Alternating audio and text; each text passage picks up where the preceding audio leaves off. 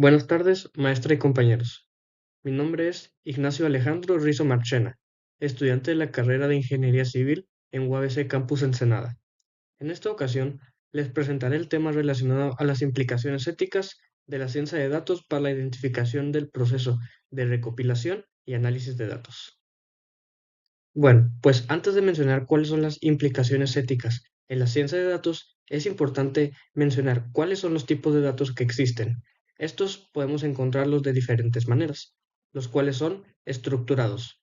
Los datos estructurados son aquellos que se pueden definir claramente y se pueden procesar eficazmente en base de datos, por lo que estos se pueden clasificar automáticamente. También tenemos los datos no estructurados. Estos no se pueden clasificar tan fácilmente, debido a que se encuentran dispersos y su varianza es alta, por lo que estos no se pueden clasificar automáticamente. Tenemos el lenguaje natural, los cuales son emitidos por nosotros, los seres humanos. El significado de las palabras puede variar cuando viene de alguien alegre o de alguien molesto. Por otra parte tenemos el basado en gráficos, y también el audio, imagen y video, el cual es un formato en el cual se está entregando esta actividad.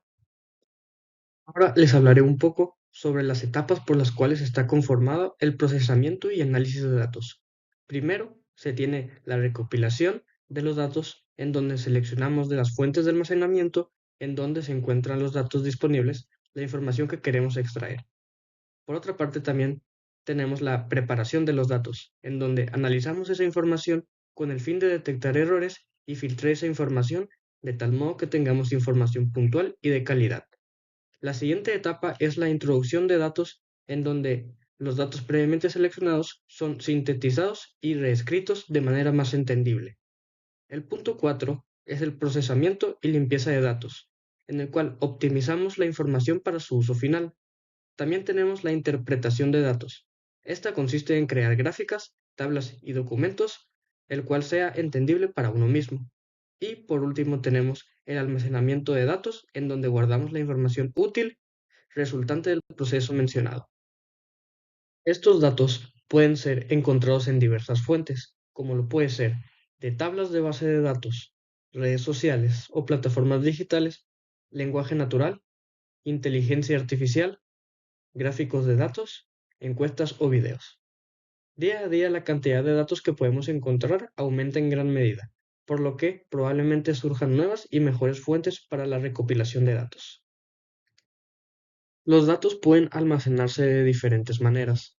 Estos pueden encontrarse como base de datos, como lo son los archivos CSV o tablas de Excel, almacenamiento en la nube, base de datos en memoria, entre otras.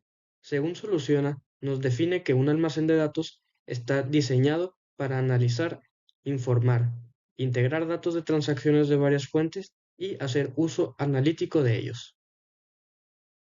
Y llegando finalmente a las implicaciones éticas en la ciencia de datos, estas se basan principalmente en respetar la propiedad intelectual y darle un uso correcto y adecuado a la información extraída. Por otra parte, se fomenta el acceso legal a los datos, debido a que es fácil lograr vulnerar esta barrera. Se deben establecer límites para la obtención de datos con el fin de regular uno mismo el acceso a los datos e información. Es importante mencionar que la utilización responsable de esta información y con un correcto procedimiento de la ciencia de datos puede ser de gran ayuda, logrando optimizar tiempo y recursos al momento de realizar búsquedas de datos. Según nos indica Consuelo Calles, la cuestión de fondo es más profunda, y lo apuntó ya hace unos años el científico Stephen Hawking, el primero que alertó sobre el riesgo para la propia existencia de la raza humana que podría suponer el desarrollo sin control de la inteligencia artificial. Para cerrar esta exposición, he notado a lo largo de los últimos años el gran avance y desarrollo de la inteligencia artificial. Si bien esta información es de gran utilidad, ¿podrá algún día la inteligencia artificial suplantar al ser humano? Es importante utilizar estas herramientas con la responsabilidad que corresponde. Y bueno, para finalizar esta exposición, de este lado les dejo las referencias bibliográficas que se utilizaron para la elaboración de esta exposición. Muchas gracias por su atención y hasta la próxima.